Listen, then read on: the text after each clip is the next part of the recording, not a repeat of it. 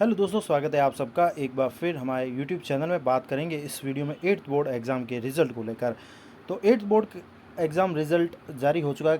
Class 5th board का भी result जारी हो चुका है। ऐसे में कई बच्चों के मन में और कई जनों के मन में ये सवाल भी है कि बोर्ड एग्ज़ाम के जो ग्रेडिंग दिए गए हैं तो उसमें किसको जो ग्रेड मिला है किस परसेंटेज के आधार पर मिला है, कितने मार्क्स वालों को क्या ग्रेड मिलता है। तो पूरा ऑर्डर जो नवीन संशोधन शिक्षा विभाग द्वारा जारी किया गया है, साथ ही पास करने के लिए ग्रेस बाई मार्क्स है या इस बार जो नए नियम तय किए गए थे कि अनुत्तीर्ण करने का प्रावधान भी रखा गया था, जिसमें ई ग्रेड वाले को कहा गया है।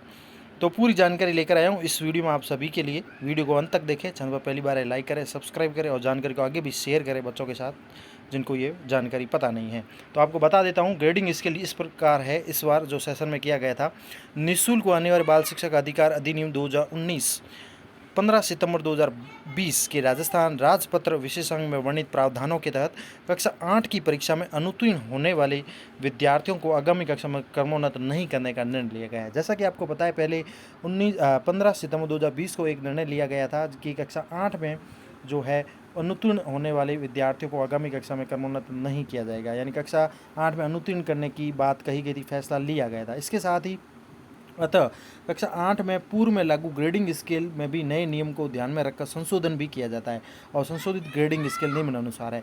यानी ये जब नियम लागू किया गया कि कक्षा 8 में भी फेल अनुत्तीर्ण होंगे विद्यार्थी 15 सितंबर 2020 को, उसके बाद जो है नए नियम को ध्यान में रखकर संशोधन किया गया और संशोधित ग्रेडिंग स्केल लागू की गई है। तो कक्षा 8 के बच्चों के लिए ये ग्रेडिंग जो है सिस्टम अभी वर्तमान में ग्रेडिंग स्केल है लागू है। जैसे कि मैं आपको बता दूँ, सबसे ऊपर 86 से 100 नंबर कोई बच्चा लेकर आता है तो उसको ए ग्रेड मिलेगा और यहाँ ए प्लस वाला भी मामला नहीं है, ये भी ध्यान दें। तो 86 नंबर से लेकर 100 तक लाया वो ए है ग्रेड, और 71 से 85 में है उसको मिलेंगे बी ग्रेड, और 51 से 70 के बीच जो अंक ला रहा है उसके लिए सी ग्रेड है, और 33 से 50 के बीच जो अंक लेके आते हैं उनको मिलता है डी ग्रेड, और लास्ट में 0 से 32 अंक वाले जो विद्यार्थी है जिनके 0 से 32 अंक ही मिले उनको ई ग्रेड दिया जाएगा। यानी 32 अंक वाला ई ग्रेड में रहेगा, और ई ग्रेड प्राप्त करने वाले जो भी विद्यार्थी उनको आगामी कक्षा में क्रमोन्नत नहीं करके उनकी पूरक परीक्षा ली जाएगी। वह पूरक परीक्षा उत्तीर्ण करने पर ही आगामी कक्षा में क्रमोन्नत किया जाएगा। ये बड़ा संशोधन किया गया था। ये पहले का ऑर्डर जारी हो रखा है, जब क्लास 8 बोर्ड के एग्ज़ाम के फॉर्म भरने से पहले दिशा निर्देश आए थे, उसकी पीडीएफ उस समय ये जारी किए गए थे दिशा निर्देश। तो 33 अंक वाला मिनिमम जो लाता है उसको डी ग्रेड मिलता है, और 0 से 32 तक वाले को ई ग्रेड है, और ई ग्रेड प्राप्त करने वाले विद्यार्थी को आगामी कक्षा में क्रमोन्नत भी नहीं किया जाएगा, उसकी पूरक परीक्षा ली जाएगी और पूरक परीक्षा उत्तीर्ण करने पर ही उसको आगामी कक्षा में क्रमोन्नत किया जाएगा। और ग्रेडिंग सिस्टम आप समझ गए हैं, न्यू संशोधित ग्रेडिंग इसके लिए है। क्लास 8 के लिए 86 से 100 के लिए ए है, 71 से 85 के लिए बी है, 51 से 70 के लिए सी है, और 33 से लेकर 50 तक डी ग्रेड है, और 0 से 32 के लिए ई ग्रेड है। ई ग्रेड वालों की पूरक परीक्षा होगी और उत्तीर्ण होने पर आगामी कक्षा में क्रमोन्नत किया जाएगा। अब आपको बता देता हूँ एक और पॉइंट जो इस में रखा गया था, सानुग्रह अंक, यानी जिसे हम कहते हैं ग्रेस बाई जो पासिंग मार्क्स होते हैं, वो भी एक नियम रखा गया था इसमें सानुग्रह अंक का।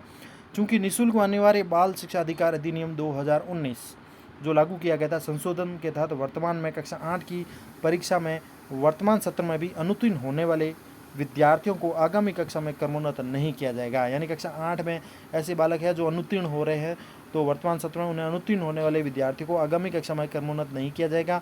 उनके न्यूनतम उत्तीर्णांक से कम अंक प्राप्त करने वाले विद्यार्थियों को सानुग्रह अंक देने का प्रावधान भी किया गया है, यानी उनको ग्रेस दे के भी पास करने का प्रावधान किया गया था। न्यूनतम जो उत्तीर्णांक होता है, जिसमें कहा गया है कि एक विषय में अधिकतम अंक के 5% दिए जा सकते हैं, यानी एक विषय में अधिकतम अंक के 5% और 2 विषय होने पर अधिकतम अंक के 2-2% अंक दिए जाएंगे, और सानुग्रह अंक का प्रावधान केवल मुख्य परीक्षा में ही होगा। यानी मुख्य जो परीक्षा हो चुकी है उसमें अगर बच्चे के कम हैं तो उसको एक विषय में अधिकतम अंक के 5%, 2 विषय होने पर अधिकतम अंक के 2-2% अंक दिए जाएंगे, और ये केवल मुख्य परीक्षा में ही है। और फिर पूरक परीक्षा देता है उसमें कोई ग्रीस मार्क नहीं दिया जाएगा। सानुग्रह अंक का प्रावधान केवल मुख्य परीक्षा में ही होगा।